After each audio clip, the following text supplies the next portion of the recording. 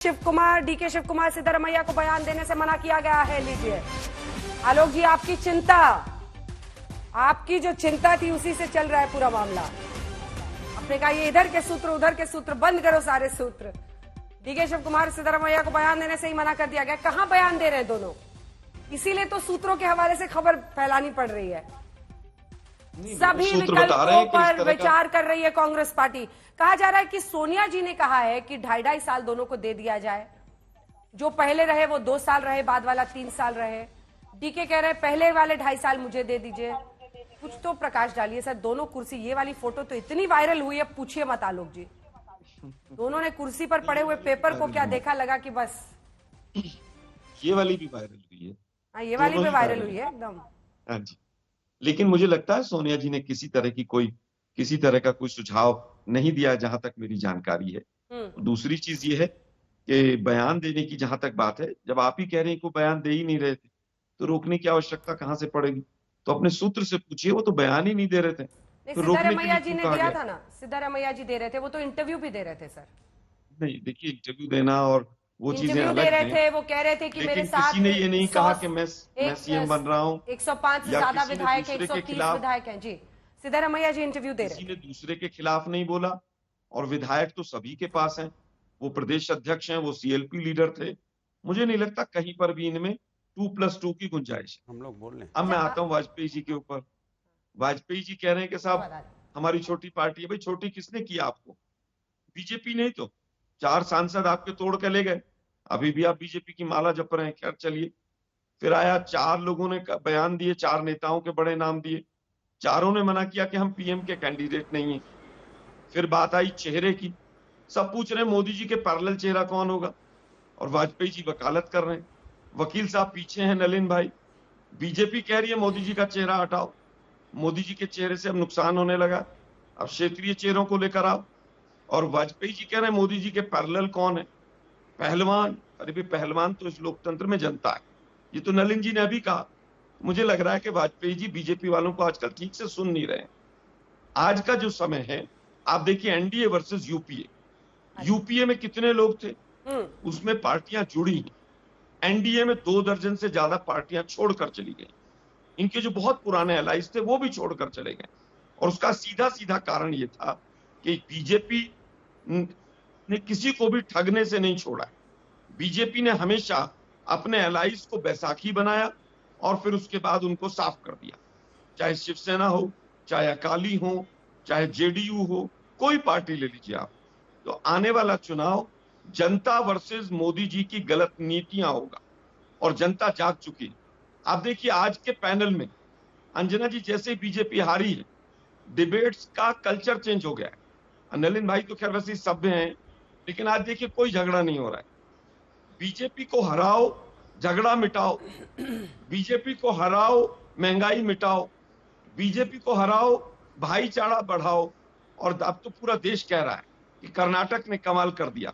कर्नाटक ने सिद्ध कर दिया कि कमल का फूल और हमारी भूल।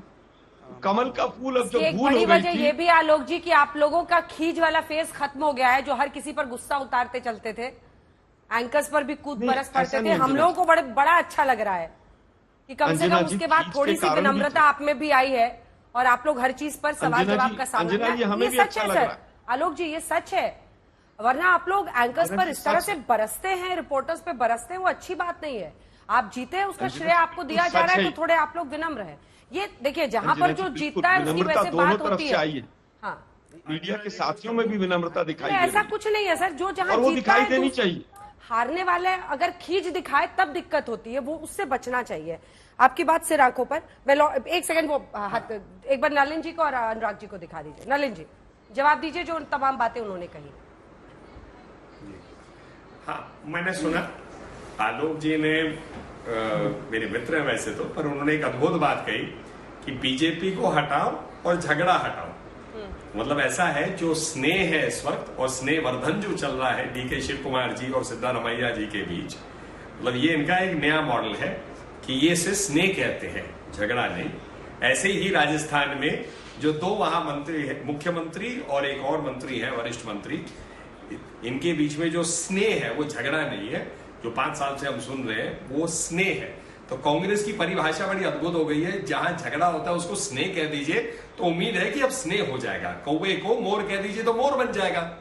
दूसरी बात कि एक ये और अद्भुत बात है कि इन्होंने एनडीए के पूरा इतिहास को कर दिया, इस इतिहास को नहीं बताया कि 89 में पूर्ण बहुमत की सरकार गई, 30 साल के बाद मोदी जी, मतलब 84 की सरकार थी, 30 साल बाद 14 में मोदी जी के नेतृत्व में पूर्ण बहुमत की सरकार आई, जनता ने वापस पूर्ण बहुमत की सरकार को मोदी जी के चेहरे पे, उनके काम पे वापस चुना। एनडीए की ये बात नहीं कहेंगे, फिर कहा उन्होंने कि देखिए हम क्या करते हैं अपने अलाइज के साथ। बीजेपी ने किसी अलाई को नहीं छोड़ा, शिवसेना हट गया, हमने नहीं हटाया, वो हट गया, जेडीयू अपने से हट गया, अकाली अपने से हटे, और उसके बाद आप देख लीजिए कि शिव सैनिक शिवसेना से हट गए, असली शिवसेना दूसरी तरफ होगी। तो आप देख लीजिए, और जेडीयू में नीतीश जी भाजपा को त्याग के जिसको गुंडा राज, जंगल राज कहते थे, उसको अब स्वीकार लिया। तो ये सारी राजनीतिक बातें आप राजनीति करिए, लेकिन इसको ऐसा ट्विस्ट मत दीजिए जो जनता आप पर हंसे।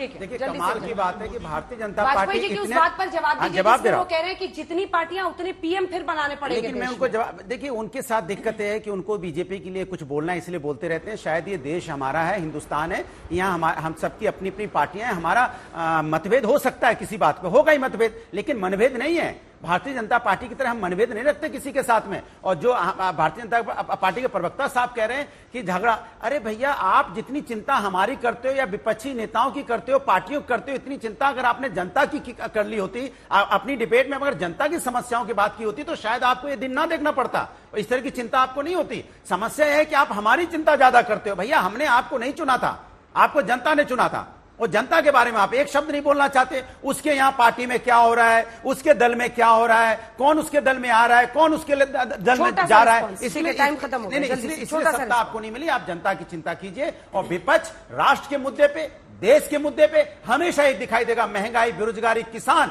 इस मुद्दे पे राष्ट्र और सारी पार्टियां एक साथ दिखाई देंगी। छोटा सा जवाब बस नलिन जी, 2 लाइन का। एक लाइन में कह रहा हूं, 2 बार चुनाव हुए उत्तर प्रदेश में, इनकी बात जनता नकार रही है, और ये मानते भाजपा नहीं कर रही है जिसको जनता आशीर्वाद दी। ठीक है।